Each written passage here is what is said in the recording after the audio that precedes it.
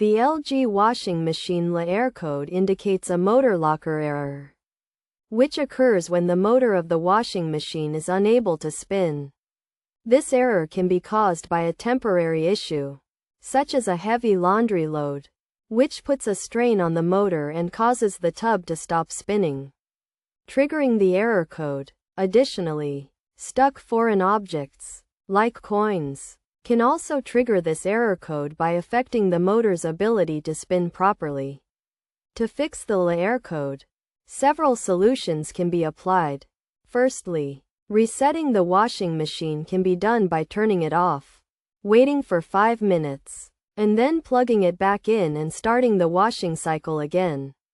Another solution is to reduce the laundry load by removing a few items, choosing the bedding cycle for large or heavy loads, and turning the power off before reloading.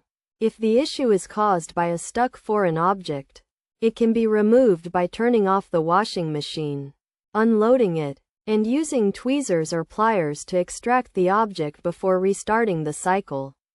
If these solutions fail, it is recommended to consult a service technician for further assistance.